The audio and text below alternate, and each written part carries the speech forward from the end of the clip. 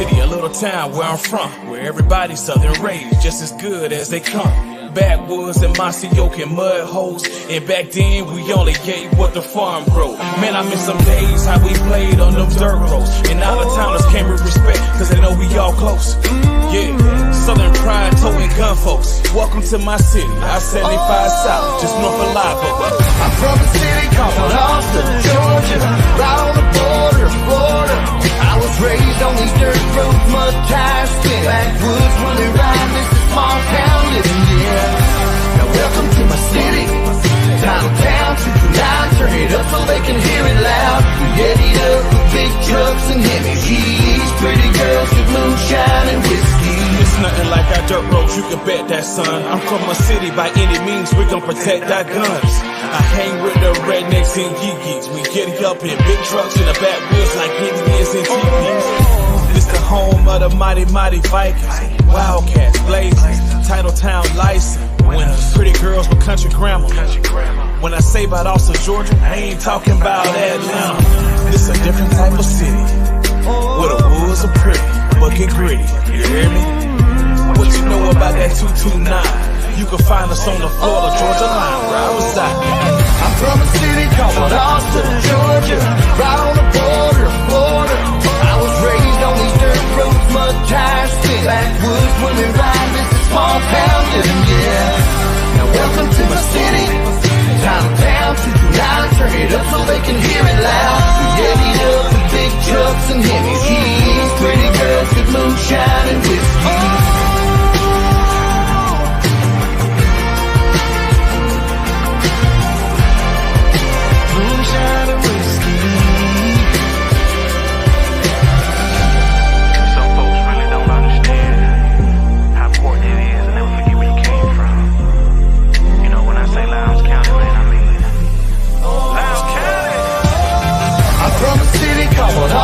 Georgia, right on the border of Florida. I was raised on these dirt roads, mud tires, spin backwoods, when we ride this small town living, yeah.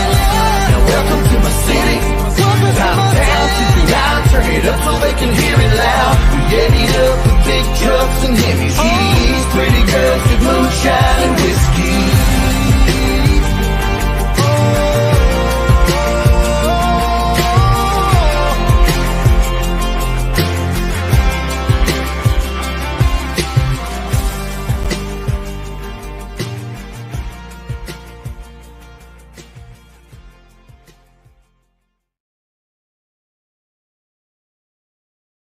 Good evening and welcome to the 229. Welcome to the Viking Nation Live. You guys know the drill by now. Every Thursday we get together and have a great old time talking about Lowndes athletics, sports in general, and whatever else is on your mind. Listen, I know, well, some of you are already checking in. I know this is highly unprofessional, but I'm going to take my earpiece off for a second because, listen, I got to do something for Jason Anderson. Many of you know who Jason Anderson is. He's a longtime fan of the show, big super fan for the Viking Nation, but he's a heckler as well. So I had something planned for him tonight and just forgot. So I have to like step across the room for a second. So I'll be right back. Hold on one second. I know this is kind of highly unprofessional, but that's what you've come to expect for this show so far.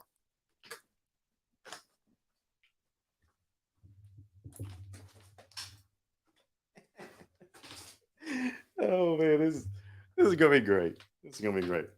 I assure you, this is worth the extra 60 seconds or so, because several weeks ago I started my crazy hat segment, and I debuted my cowboy hat, and many of you didn't believe my explanation and that kind of stuff. So Jason Anderson was one of them. So he said that I looked like Don Imus. I don't know if you remember who Don Imus was, but he was a guy that was a talk show host up in the New York area, and he was famous for wearing his cowboy hat with the sunglasses. So I've got my Don Imus look tonight that I wanted to debut just for Jason Anderson. So Jason, I hope you're watching, buddy, because this one's for you. So check this out. I want to hear some feedback from you guys. What do you guys think of this look? Check this out. So you recognize my hat by now, right? So here's my Don Imus look. I can't see anything in front of me because these sunglasses are so dark. Listen, we're just having a good time. Don't read anything into this. We're just having a really, really good time. So I appreciate all you guys checking in to the 229 to the Viking Nation Live tonight. So that's enough of that nonsense. Messed up my hair. Had a professional hairstylist work on my hair tonight just for the show. And so, hey, Greg Maddox, appreciate you checking in. Now, Greg is a Viking fan, but I think he is also a Cook County Hornet. Greg, is that right? I think that's right. Well, regardless, welcome to the show tonight. Listen, last week we had a major technical malfunction.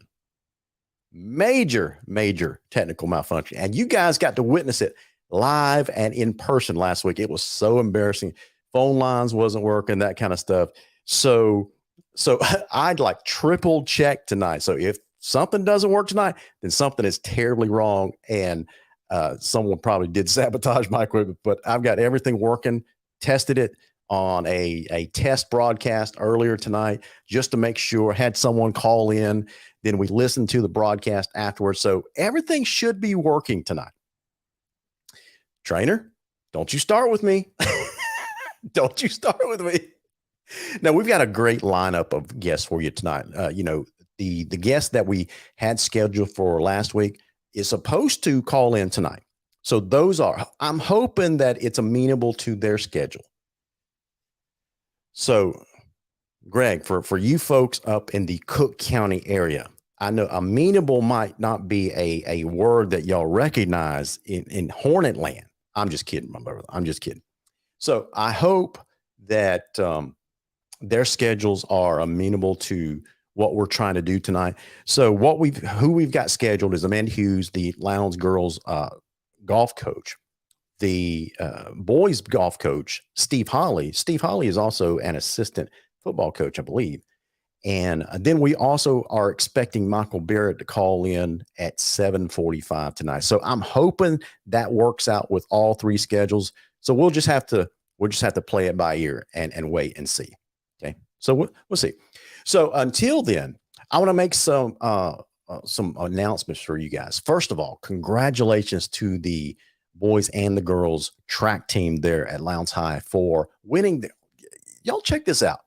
For winning their 9th region title in a row, not in the history of the program, but in a row. They are region champs for the last 9 straight years. Don't tell me Lowndes is not loaded with athletes. Don't ever tell me that. Especially speedsters.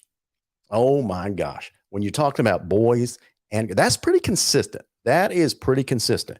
So it's probably a combination of great student athletes that are faster than lightning and also great track coaching because, they've been doing a lot better with their social media and posting their training regimens and track meets and dates and things like that. And you see some of the drills that they go through. And so hats off to our fantastic student athletes and as well as the track and field coaches as well. So, Trainer, you're right. The baseball Vikings are hosting their second round playoff opponent tomorrow afternoon, 4:30, game 1. They're hosting the Grayson Rams. And so let me go ahead and bring up this bracket. Check this out. So if you take a look at the bracket right here, you can follow my mouse.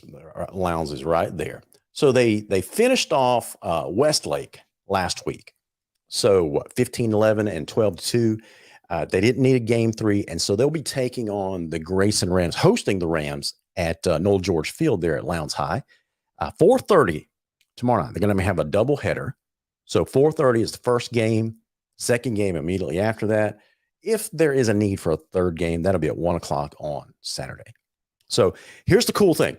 The GHSA held the universal coin toss for the next round, the quarterfinal round.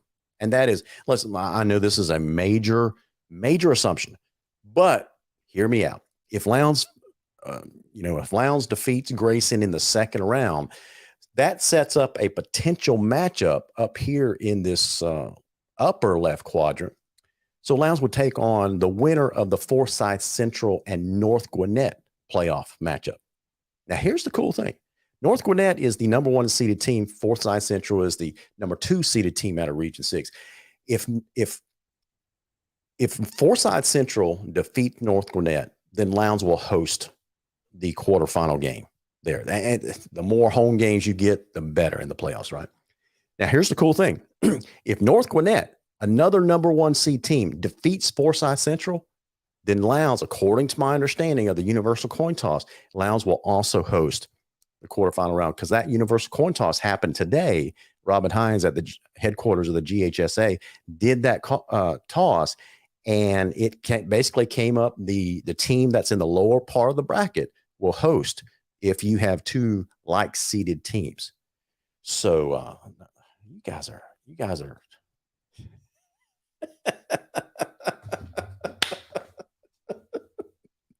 oh my gosh. So got some hecklers that are sending me some text about my cowboy hat. I can't believe you guys don't like my cowboy hat, or some of you don't. Some of you do, because you let me know about it. You find it as funny as all get out. So we're going to have Amanda Hughes calling in at 7:15 tonight. And so that's just in a few minutes. So I need to go ahead and take this off the screen and thank my sponsors. You know who they are by now. I got a new layout on the screen as well. So let's see that it works. Hey, there we go. Minimize my mug and maximize my sponsors mug. And so, you know, the first one, my title sponsor this year is Pepsi of Valdosta. They are great distributors of Pepsi, Mountain Dew, Rockstar, Mountain Dew Energy, Mountain Dew Spark, and the new, I need to go ahead and add this newest drink to this slide, and that is the Starry limited live drink, available at all your retail outlets. So we thank you so much to Pepsi of Valdosta. Thank you to White Oak Investment, Kyle Conger. Kyle and I made a pretty major shift in our investment strategy earlier this week, and that's one of the benefits that you get from a professional. Listen, if you already have a professional financial guy that you trust, stay with them. If you like them, if you don't have someone that you can talk to about sounded financial advice, then give Kyle a call. What do you have to lose? It's a free phone call, 229-850-8848, White Oak Investment. Thank you so much for sponsoring the show and for sponsoring the White Oak Investment comment line as well, Kyle. Thank you so much for your friendship. We also want to thank longtime friend of the show. We talked to Tim, was it last night? I think it was last night. He and his lovely bride, Kathy, were on a drive to somewhere, and we had a quick chat. So we want to thank Tim Neesmith. He owns a company called A Shade of Perfection, where he makes your house, or at least your window coat treatments, beautiful. So we all know the purpose of custom window shaving, because you love the look from the inside, but from the outside, it can really beautify your home. If that you have a need for that, give Timmy a call. Stickman, as we love to call him, at A Shade of Perfection at 229-251-3479, or on his or on his website, ashadeofperfection.com. We also want to thank these two longtime Gator fans, but also friend of the show and the Viking Nation, and that's Josh Batson and Justin Haskin at the Migraine and Spine Clinic of Valdosta at 229-333-9838. They are your certified headache medicine specialists. I really ought to stop referring to them as knuckleheads or Gator fans, because some of you really dislike the Gators so much that you may not use their service. But I don't want you to do that. These are great guys, pillars of the community, and the most important part to us, they love the Lowndes Vikings. So anyway, support them, the Migraine and Spine Clinic of Valdosta. We'll come back to our sponsors because we've got a caller calling in. And my fingers are crossed, because I think this is Lowndes girls golf coach, Coach Amanda Hughes. Coach Hughes, is that you? That's correct. Okay, so here's the trick, Coach. I need some feedback from my audience. Do y'all hear both of us this time? I'm praying they say yes. Hopefully they will. Yeah, hopefully they will. So, Coach, thank you so much for calling into the show. Listen, first of all, congratulations on a fantastic, great news. they hear you. They hear me. Okay, good. So listen, first of all, congratulations on an outstanding golf year. Congratulations on winning both the region and area titles. How good does that make you feel about your team? I am proud of them. I'm very proud of them. They came together at the right time for sure, and they deserve all the credit. That is for sure. I'm proud of them. Coach, let me take you back before the start of the season. I'm a golfer myself. I'm not as good as these young ladies, but I'm a golfer myself. And golf in the South is a year-round sport. And I see many of these girls on the driving range here at Stone Creek and other places, and they're perfecting their craft. By the time they get to the season, they're locked in. But how much from your knowledge, how much effort and work do these young ladies put in to their game year round? They're constantly doing stuff daily. Even on our off days and off season, they're doing stuff. They're playing different junior tours. They definitely put in the hours and put in the time. And we have a young team this year, and I actually have several players already talking about, this summer and wanting to get better in the off season. And what their plans are and stuff like that. So they're definitely putting in the time, putting in the hours that it requires, because golf is not something that is an easy thing to master by any means. Absolutely. Well, speaking of that team, they are, and please fill in the blanks if I leave someone off this list, but your team consists of Catherine Odom, Kayla Lee, Sophia Martin, Cannon Langdale, and Callie Bellinger. Is that your varsity? That's your varsity team. That's our varsity. And then we have Miley Hughes and Jaden Simpkins. They're both JV players, young, upcoming. So hopefully they seem to enjoy it. I know they're both taking lessons and doing things outside of practice. So that's a good sign for the future. Like I said, it's very, very young. We've got 4 freshmen, 2 sophomores, and only 1 junior. So we're a young team. So it's exciting to know what these girls are going to do in the upcoming years. Yeah, speaking of your young team, last year you graduated a couple of really, really good golfers. One of them in particular, Molly Davis, Molly Davis, and Evie Summers. And so you had to replace them, and it looks like, and it sounds like you didn't miss a beat. So no, we did not. We've got some solid freshmen this year. And then, of course, we've got our returning players that, I know what they're capable of. So it is definitely, we definitely did not miss out. We of course missed Molly and Evie, but we definitely picked up where we left off. Absolutely. So help explain something to me and our audience. We are admittedly football and baseball nuts around here, right? So we understand how the region works and the playoffs works. But when it comes to golf, it's a little bit more foreign to us as far as the postseason goes, because y'all won the region and then you went to an area turn. So explain how that works. What teams consist of the area, and how does the postseason work in golf?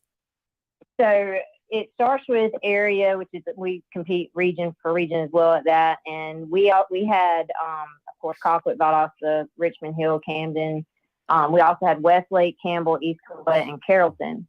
So we had all of those, that area that we had to. Your top 2 teams automatically head to state. 3 and 4 go to sectionals, which will be next week, held May 8th and 9th, back up in Carrollton. And then the top 4 out of sectionals will go to state. Gotcha. So, and then, of course, your lowest individual on a non-qualifying team in area will automatically go to state and compete as an individual. And then 2 low individuals will come out of sectionals on a non-qualifying team. Gotcha. Well, you've got a pretty good group of young ladies here. So when you started the season and they started rocking and rolling, was that something you expect? You said that you had a young team coming back. As good as they did early on, was that something you expected, or were you pleasantly surprised? I kind of expected it out of them because, like I said, I knew what my returning players were capable of. And I, of course, I knew Catherine Odom. I know what she did at the middle school. And Sophia Martin, I, talked with her dad a lot and kind of followed her a little bit to see what all she kind of, was bringing to the table. Cannon Langdale, I knew what she had to offer. So I kind of expected it. And then watching them early in practice, I kind of knew. And then after that first tournament in Clifton, we scored 235 Clifton. And I knew, I was like, okay, yeah, we've got something here. Gotcha. Team dynamic. The girls I love them all. They get along great. So I think it's going to be very promising in the upcoming years. And then we head to state next month. So we'll see what happens. Coach, golf at the high school levels and the college level, it's kind of unique versus the pro level. Pros, it's all individuals. But at the high school level, you got two components. You got the individual and the team component. How well does your team, these individual ladies, how well do they gel together? And sometimes it's hard for you to be on your game all the time. How well do they gel together and pick each other up when someone's not having their best round? They actually do really well with it.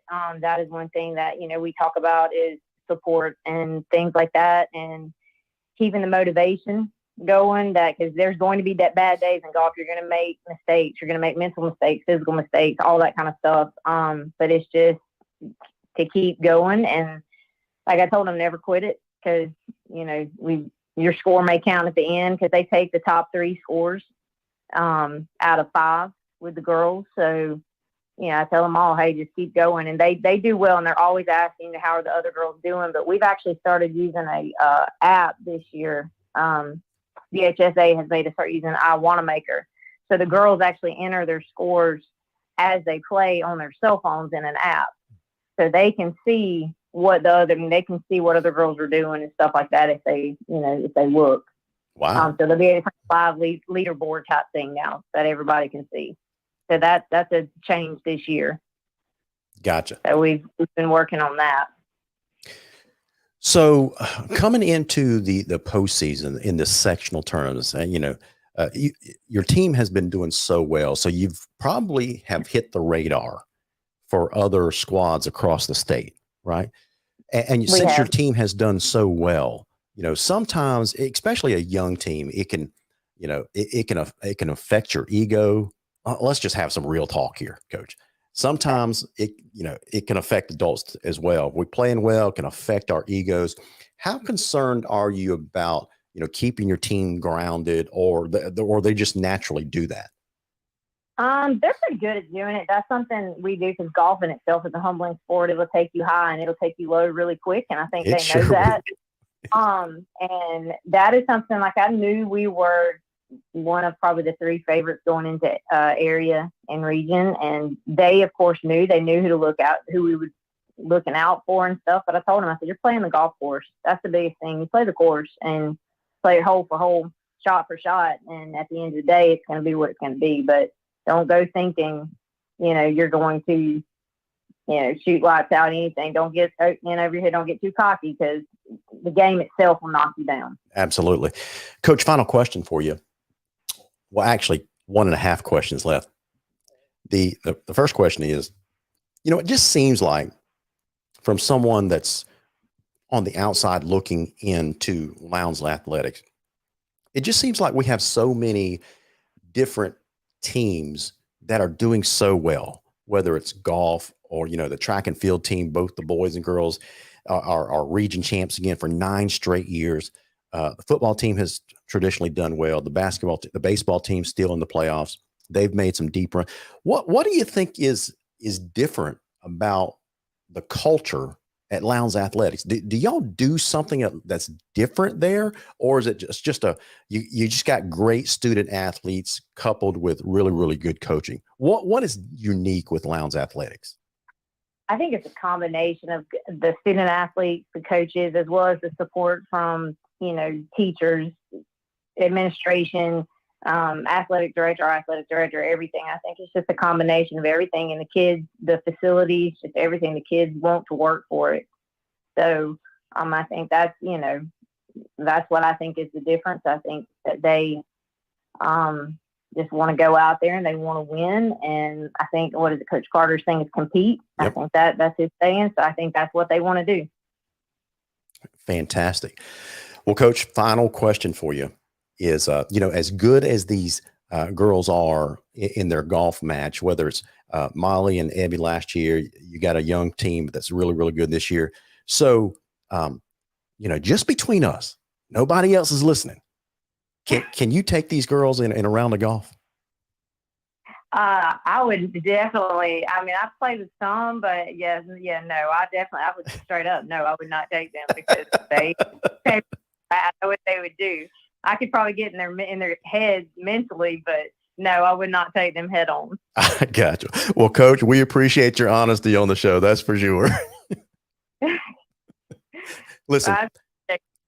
Well, congratulations once again for winning the region title. Best of luck in the sectionals and the state tournament. So, when the season's over, I'm going to call you just to see if we can get a couple of the young ladies to come on the show, just talk about their season, their training regimen, that kind of stuff. Because we do have a lot of golfers in the community that would love to hear from our student athletes. Perfect, because these girls love talking, so that would be wonderful. Coach, I've got a 21-year-old daughter that went through the high school experience not long ago. You ain't lying. Teenage girls, they can talk. They can talk. That is for sure. Absolutely. Let me know, and I'll be glad to get them on for you. Thank you so much for calling. Thank you for being patient with our technical difficulties this last week, and congratulations and best of luck the rest of the season. All right. I appreciate it. Thank you. Thank you. Bye-bye. All right. Bye. Hey, there she is, Coach Amanda Hughes. Listen, I know that some of you think, like, why are we talking about golf? Many of you are very supportive. Listen, this is the Viking Nation, and it's not the football nation. So we want to make sure that we cover as many sports as it's impossible to cover all the sports because we got a small staff. But we want to, when we have time, we want to give coverage and recognition to all the great student athletes there at Lowndes High and the fantastic coaches that pour so much into our student athletes. So congratulations to the Lowndes girls golf team. So in a few minutes, we're expecting, well, this might be him right here. Hey, caller, welcome to the Viking Nation Live. What's on your mind? Larry, this is Coach Holly. Coach Holly, how are you, man? Man, I'm great. Listen, I've got you in front of this audience now. And so I'm kind of disappointed in you, though, because I gave you the choice of calling in or putting your pretty mug on the screen with me, and you chose the call-in route. Coach, what's up with that? Well, I told you last week, I know you didn't want to see my face, but when you didn't want to even listen to us, I just couldn't believe it. So, no, I'm actually just getting home, and I don't have many computers or phones that have cameras on them. So this is how we got to roll. Completely understand. Well, regardless of all the technical stuff, Coach, you had a fantastic year and it's still really ongoing with your golf team. So congratulations on a region championship. Came up not really short, but came up in second in the area tournament. So congratulations on a fine year. Thank you. And we did. And we Coach Wisham has a saying in our weight room: pressure does one of two things. It either busts pipes or builds diamonds. And I really stressed our golf team prior to the area tournament. We actually played golf 5 days in a row, including area. And that's walking, carrying your bag. We played up in North Georgia where the hills were. And, I just felt like we needed to stress our team a little bit and get on some tree line courses. And I told them going into the area tournament, I said, look, you got two choices. You can win the whole thing, and that solves our problem, or you can finish second and be region champs. Either way, we do not have to go to sectionals. And, and that's where we failed. We kind of gave it away coming down the stretch. I guess Carrollton knew not to hit it in the water, and we decided to hit it in the water every time. No. But no, I was super proud of our guys. They, they understood what the goal was, and we didn't want to go to sectionals, and they made it happen. So, we finished second in the area, but we're right where we need to be. Absolutely. Hey, you brought up something that I really didn't think of. The golf courses down here are so much different versus Middle Georgia and North Georgia. So how do y'all train for hilly courses like that? Because there is a dramatic difference in golf courses up in the North Georgia versus South Georgia. So how do y'all account for that? There's huge differences, like you said, but, it really basically depends on where we're hosting state, and it goes back and forth, north and south. We have the luxury of hosting state at our home course at Kinderloo at the end of May. But, we, depending on where our tournaments are, we go play up north. We'll go spend 2 or 3 days up north, and if we got to go up there and play for the state. So we just schedule our tournaments correctly and put them on courses. And there's some around here that are tougher than others that provide different things, with trees, lining the fairways. A lot of times we get used to playing Kinderloo where you can bring the big stick out and, right. You're pretty much safe either way you go. But, we just schedule it right and get our kids on all the courses we need. We went over to the Blueberry Plantation, and of course it was a totally different course, but it helped us when we played at Carrollton finally, because it wasn't I'm going to hit my driver, then I'm going to hit an 8-iron into the green. It was, I've got to hit an iron off the tee box. I'm hitting another iron. You had to play your numbers right. So we just try to put them on the courses that they're going to play for the important tournaments and go from there. Coach, I got to admit something to you. One of your golfers, family friend, Jacob Spies, wonderful golfer, wonderful person, and from a great family. I've been playing golf with he and his dad for many, many years. And, early on when he was in middle school, he and I would trash talk back and forth on a golf course. The trash talking from me came like in 2 rounds. And then I quit trash talking because I couldn't keep up with the kid. So that's the kind of golfing talent that you have at your disposal. Talk about how pleasantly how good these golfers really are. You probably said more nice things about Jacob Spieth than I ever have. So and I'm just kidding. Spieth is my boy. For the first time in a long time, we're probably deeper 1 through 10 than we've ever been. We actually carried 16 kids, and if everybody answers this honestly, our cut line was probably somewhere around 84. So you kind of think, hey, could I have made this golf team? But we've got 10 kids that consistently shoot in the 70s.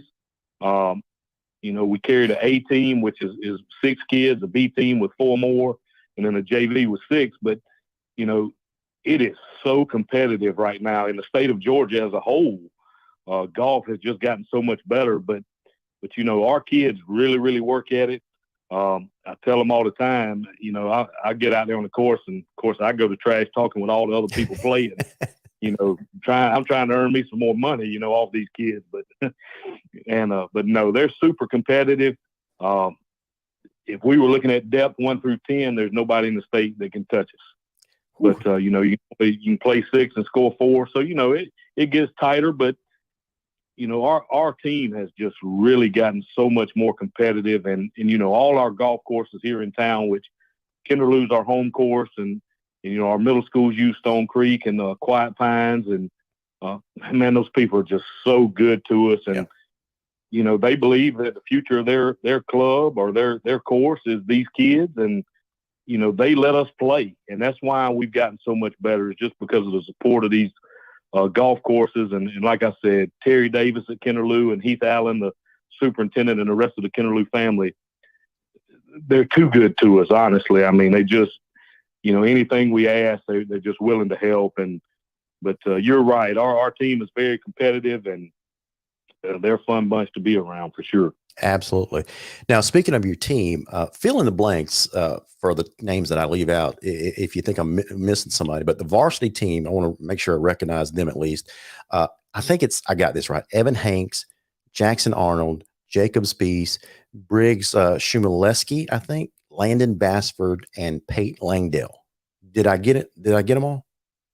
Yeah, those are the 6 that have been playing on our A team, and our B team guys who are actually gonna have some qualifiers to see if they can't make the tournament is, James Cohen, Caleb Shiver, Mason Pate, Mason Hodges, and then our JV guys are mostly freshmen. We've got I call them Warren G, Warren Garland, Wade Krantz, Ben Holly, the Scott twins, Noah and Porter, and Julian John. And so, those are 16 guys, and like I said, we've got 10 guys pushing for 6 spots.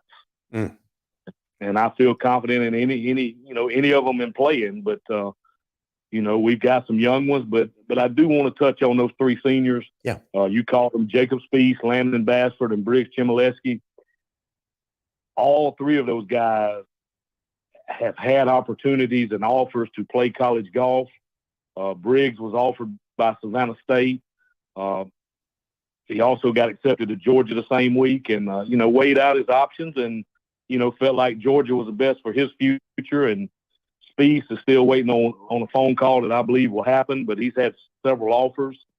He wants to go to Georgia College to go to school, and I think they'll eventually come on board. And we've been in contact with them. But Landon Bassford signed yesterday with Valdosta State, so all three of those guys. Everybody asks me every tournament, those three have been with you 20 years, and yeah, it seems like it, but they're part of our success of our golf program.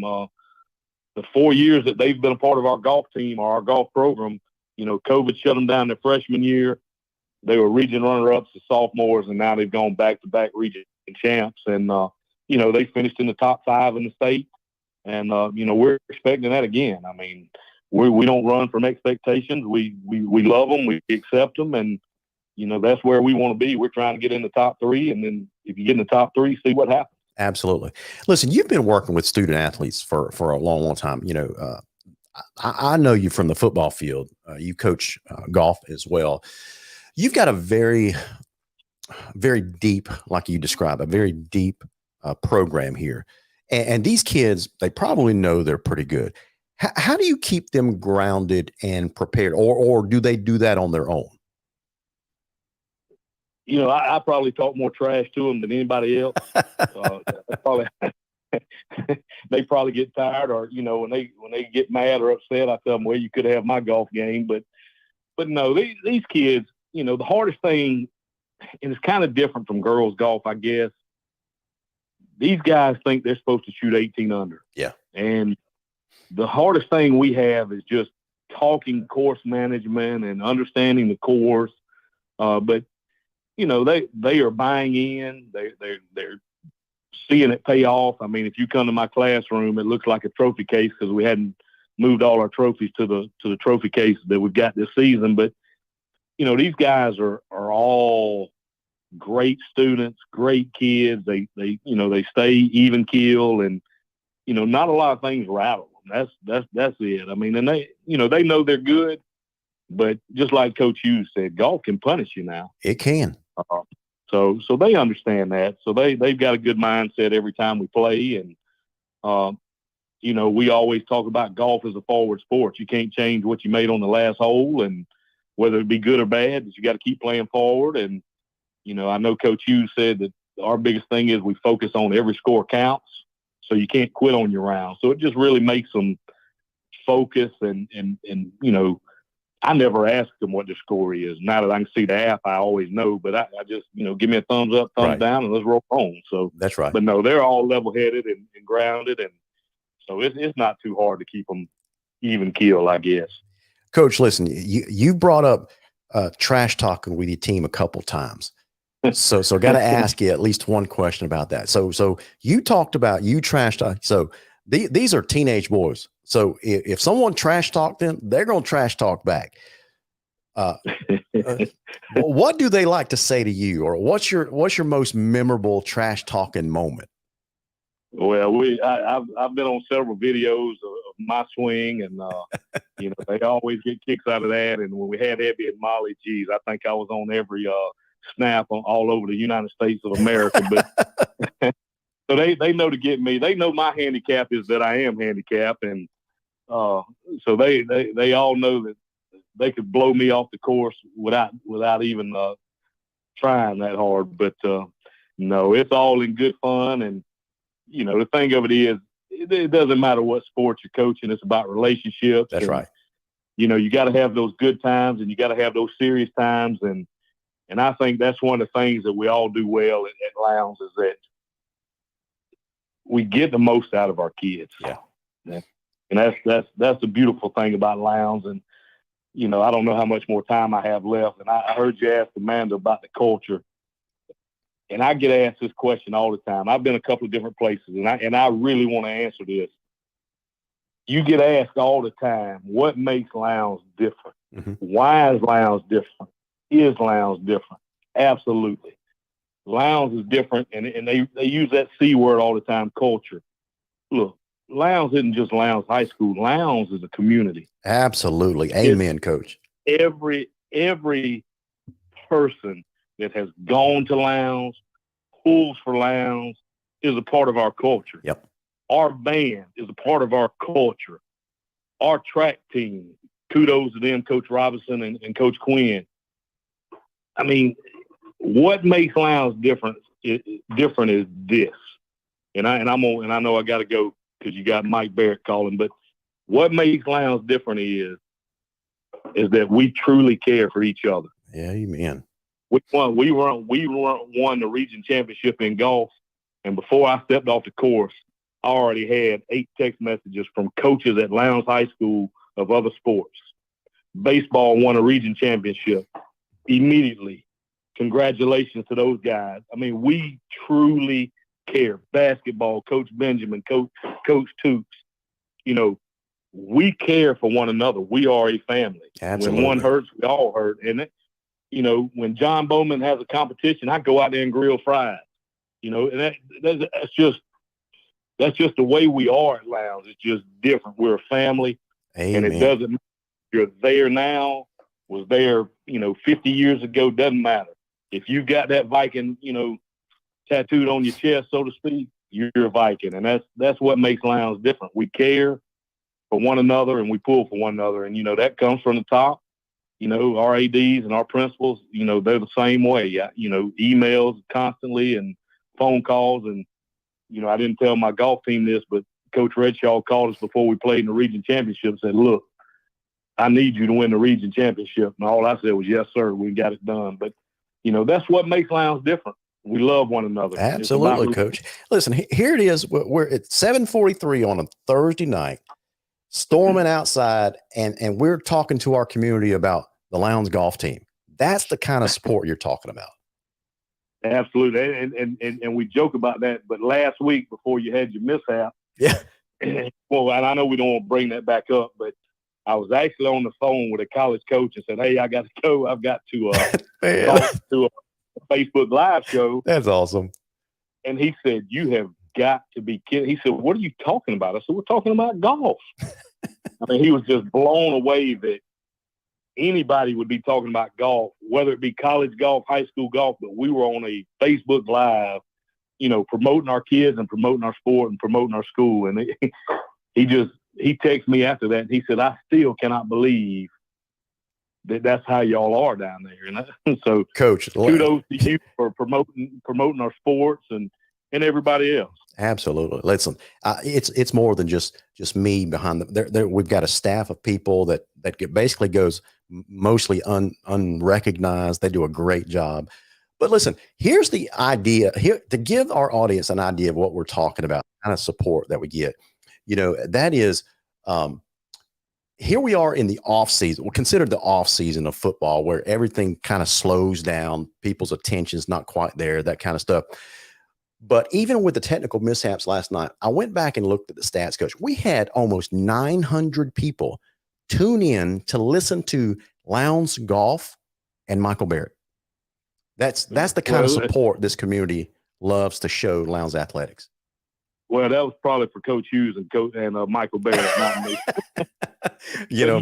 Mike just joined us in our green room in our virtual set. So I'm going to cut you loose, Coach. Listen, thank you so much. Hey, before you go though, Michael, please be patient with. Before you go, Coach, you've been also a long part or big part of Lowndes football. We got a new coaching staff coming in. What if you don't mind me asking, what's going to be your role with the football? Are you going to step back from that? Are you going to continue in your role with football, or what's the plans for Steve Holly? No, my role is still the same, and I'm still the 9th grade head coach. And, okay. I've always said at Lowndes, it's a program thing. It doesn't matter if you're the 6th grade coach or the head coach. You're coaching football for the big program, and that's what's special. And I'll be honest with you, I'm kind of let down. I'm getting pushed off the phone for a former player, Mike Barrett. I cannot believe this is finally happening.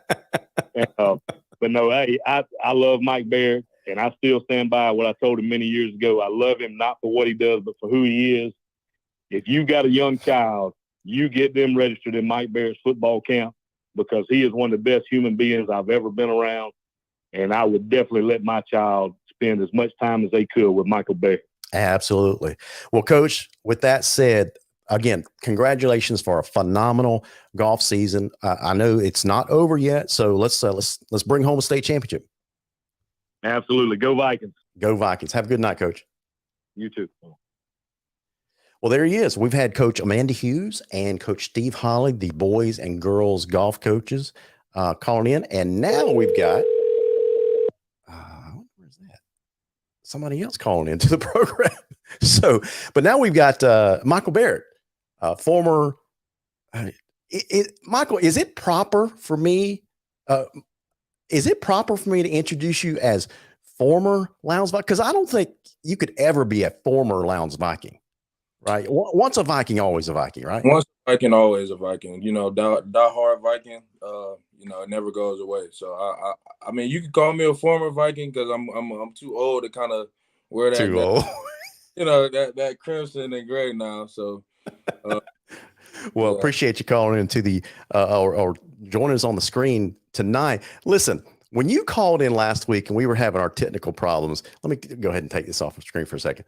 Having our technical problems, I got to tell you, man, I was blown away at the humility in your voice, and I got a big laugh at the same time. You probably remember what I'm talking about. You called in and said, "Hi, this is Michael Barrett. You know, I used to be with the Lowndes Vikings. I'm having," and it's like, "Wait, Michael, you're Michael Barrett, one of the greatest athletes come out of Lowndes football." I think everybody in the community knows who Michael Barrett is. Hey, listen, with that said, thank you so much for, you know, taking the time out, because you know, everybody recognizes that you're a big time athlete at a big time D1 school. So for you to take time out of your schedule to really call back to your community. So kudos and thank you so much for calling in tonight.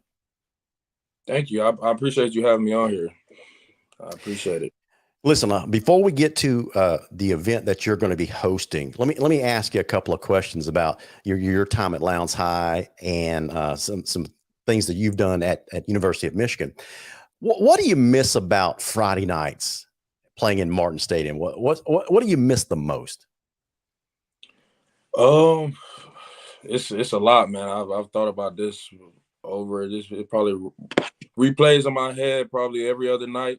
Yeah. Just times, you know, down in the Concrete Palace, you know, just it's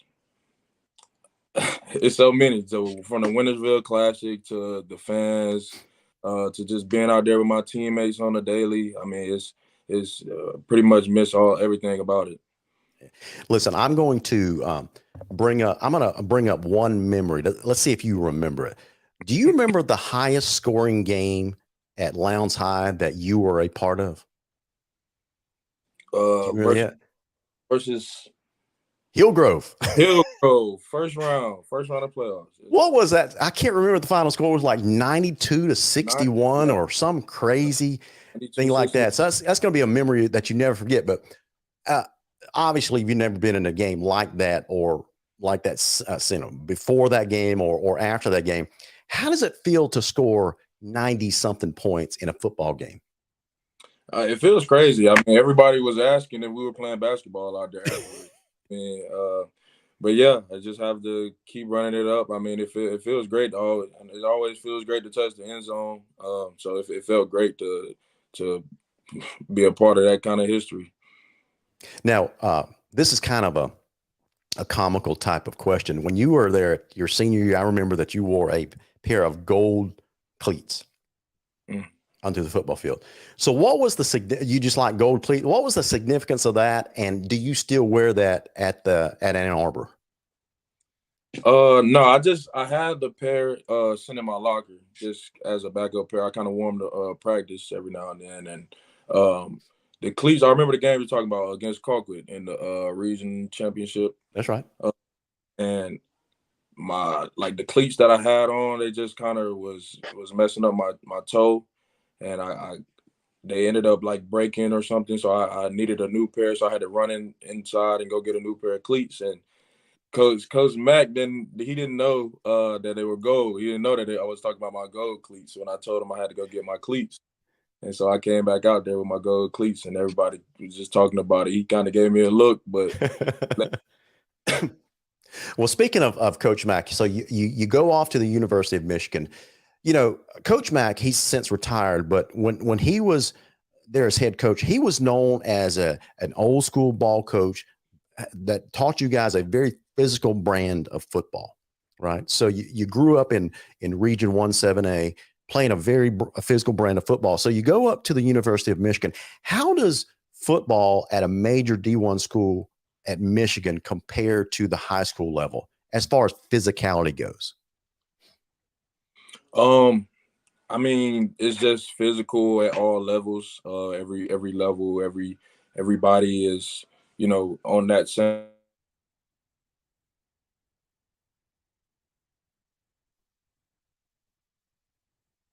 It's just, I would just say, just that physicality on every level would be the difference. One thing I will say though, just playing football in South Georgia definitely gets you ready for the next level. I South got you. Georgia is different from football scene. How football is viewed down south is different than a lot of places. So Absolutely. growing up down at Lowndes, it really helped in a lot of ways. Well, speaking of South Georgia, Lowndes versus Ann Arbor, so you go from the deep South to the polar opposite of the United States, and that's the extreme North. So what kind of culture shock did you experience, if any, when you first went to Michigan? I'm sorry, you connected to my AirPods, so I didn't hear that last question. Oh, that's okay. That's okay. So, we were talking about you, playing at Lowndes in South Georgia prepared you for major D1 school, but really you grew up in South Georgia, you played down here, you grew up in the deep South, and you go up to college in the complete polar opposite to the extreme northern part of the United States where everything's there. What kind of culture shock did you experience, if any, when you made that transition? Yeah, I mean, just especially with the weather, that was kind of one thing that everyone kind of asked me about before going up there, and I just had a feeling that my first winter there was going to be one of the worst ones in history. I had a feeling about it, and yeah, like my first winter there, it was my wake up call for where I was. I think it got down to like -25. It's something called a polar vortex. I don't even think nobody down south even heard of something like that, but yeah, it's called a polar vortex. It got down, wind chill was like -30, and like they had to cancel everything. So I kind of got a quick wake up call, kind of soon as I got there. But yeah, just the culture of just being in a big school like that, it was different. But I like the kind of classes and things I would say athletes kind of went through when we first got here, kind of got us kind of adjusted to things like that. But yeah, the weather would probably be the biggest change I had to get used to. Well, cool. So you go to Michigan, and I've been following your career since you've been up there, and it just seems like when you first got, when you were at Lowndes, your first year, I remember you made All-State as a linebacker, and then you switched over to the other side of the ball, became a fantastic quarterback at the high school level. Then you go up to Michigan, Michael, and it just seems like for the first couple of years, the way I saw it was Coach Harbaugh didn't quite really know how to utilize your talents. Was that the case, or what was going on there? Yeah, I mean, that was kind of pretty much where I was coming out of high school. Just a lot of people didn't know what I would play or what I could play or what they would put me at, because I kind of just had that versatility to just be able to do so many different things. And yeah, I kind of was just everyone kind of saw me as a little too short to be a quarterback, so that kind of went out the window a little bit. And yeah, like my freshman year, I probably moved positions probably changed position 5 different times. Wow. My freshman. and yeah, I ended up finding a home. Well, then it was Viper. That was like the little hybrid position, and yeah, went from there. Found a home at inside backer and just took it from there. Gotcha. So last year you had a fantastic year. I saw it as a Michael Barrett coming out party at University of Michigan. I remember you playing in that rivalry game with Ohio State. You had a fantastic game. You guys came out on top. What's it like playing in a rivalry game? I know on one level there's no comparison, but on another there might be.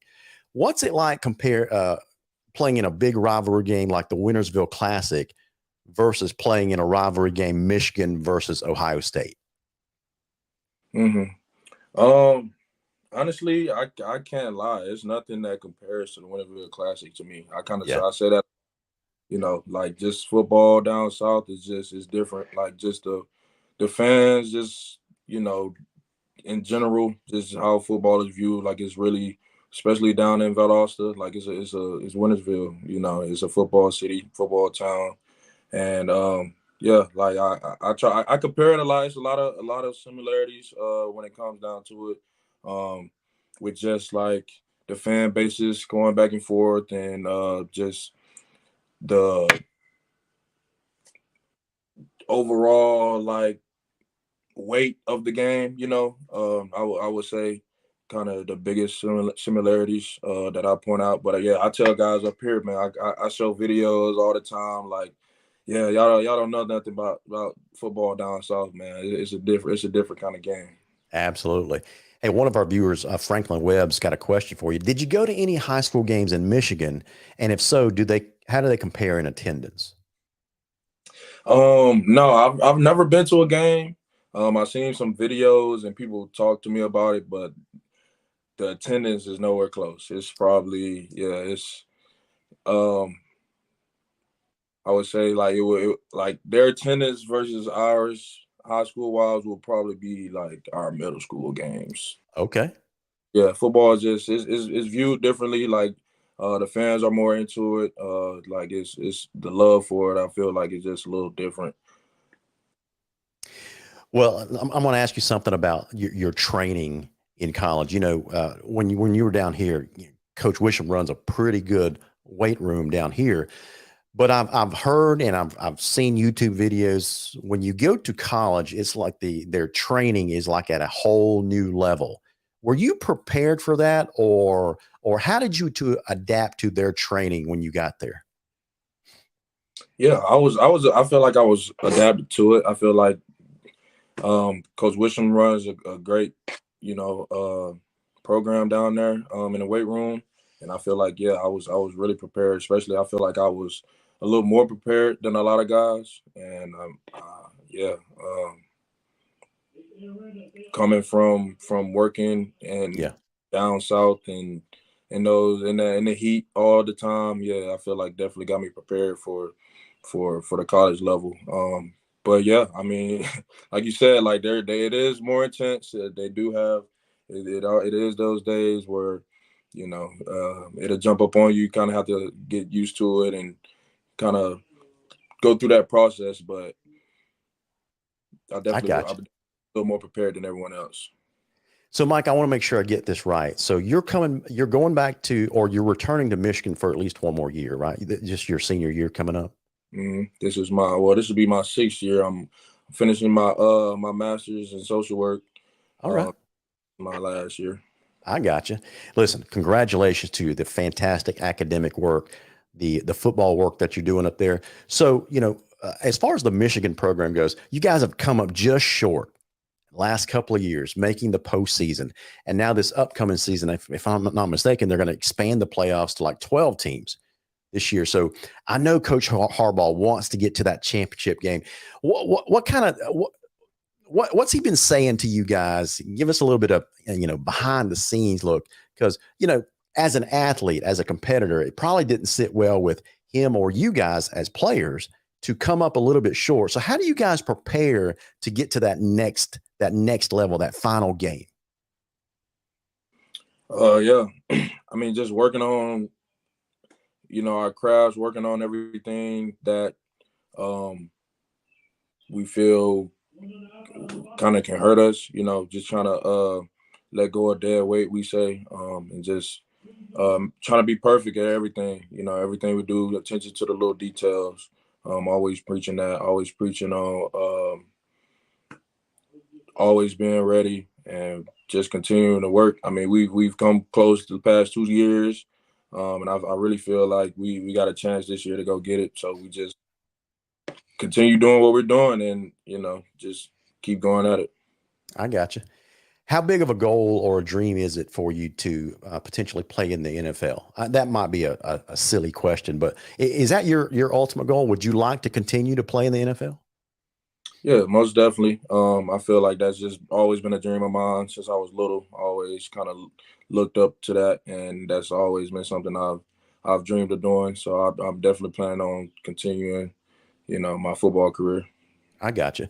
Well, until then, you're planning on coming back to the community. Let's talk about this event that you're going to be hosting pretty soon. It's the Youth Football Camp, Mike Barrett Youth Football Camp. That's going to be occurring pretty soon, May 13th from 9 a.m. to 3 p.m.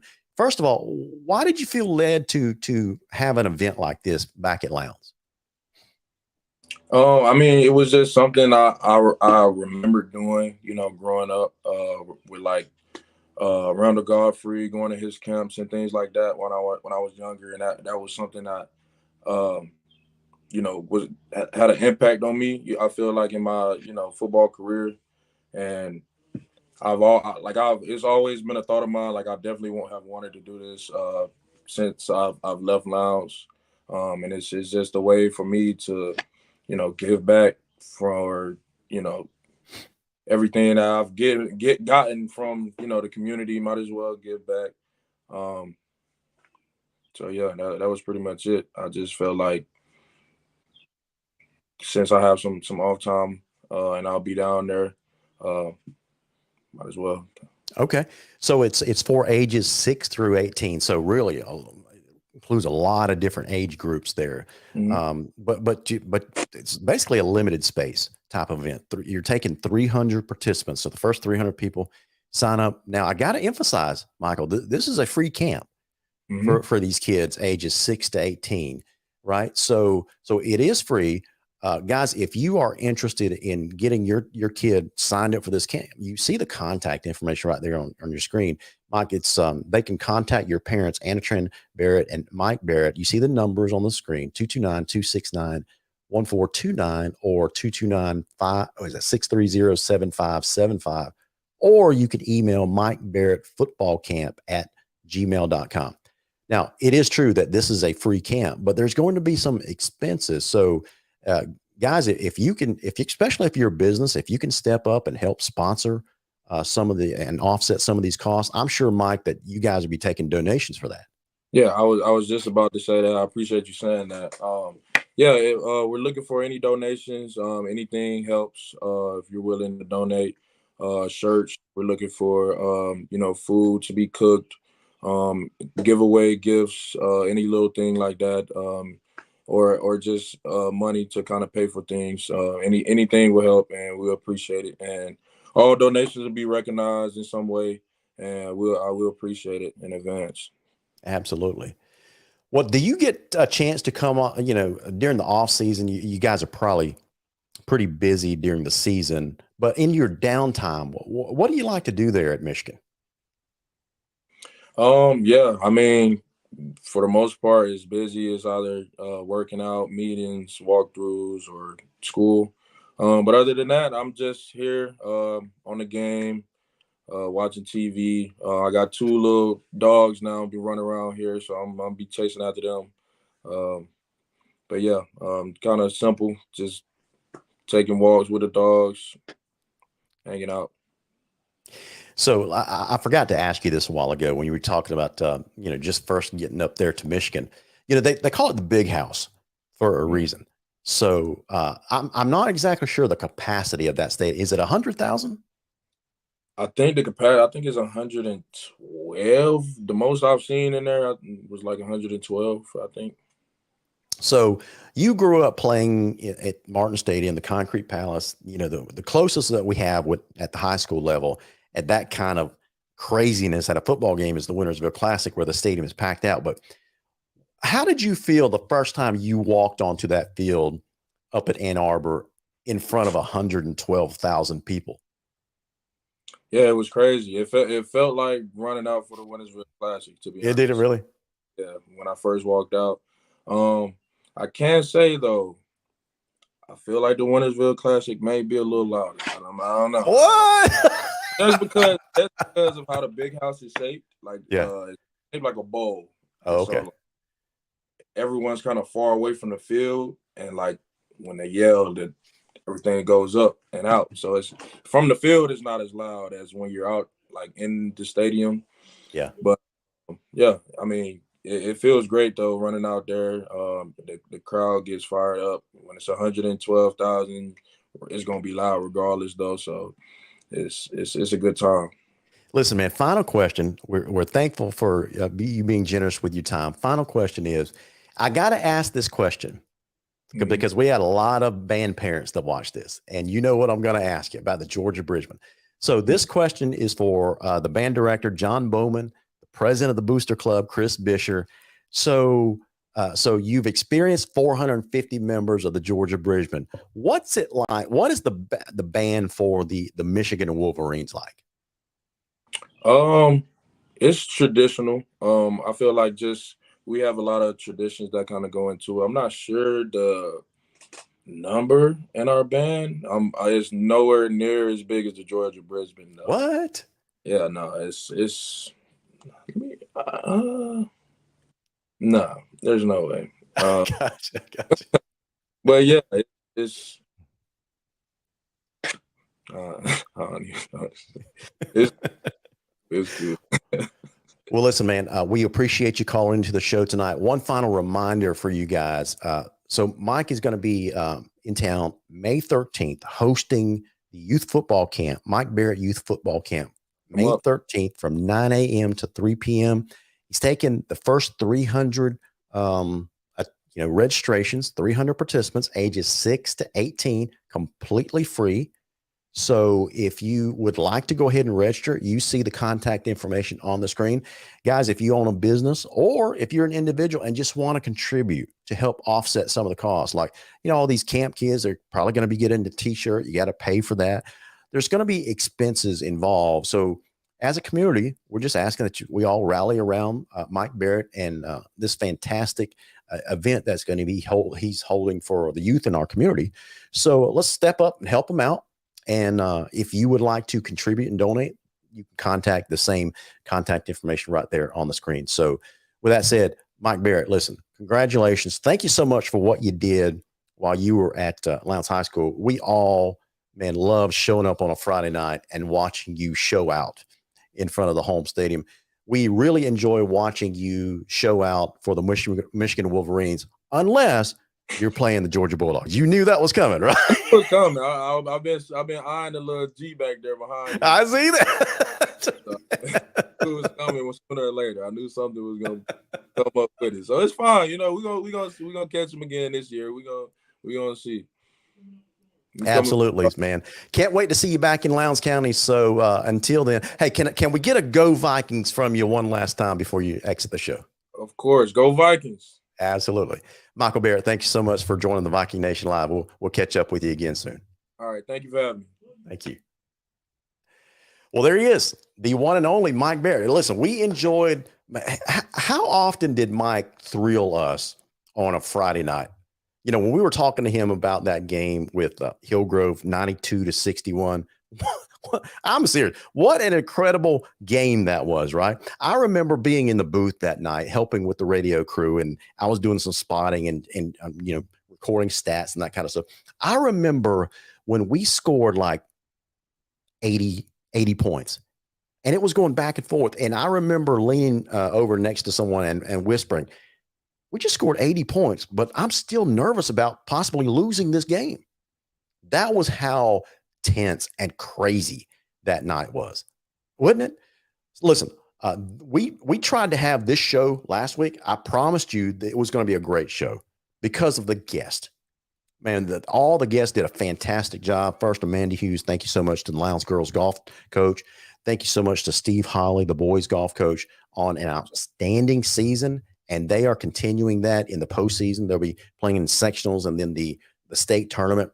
So congratulations to both of those coaches for being region champs. Congratulations to the Lowndes track and field team, both the boys and girls, for 9 straight years as region champs.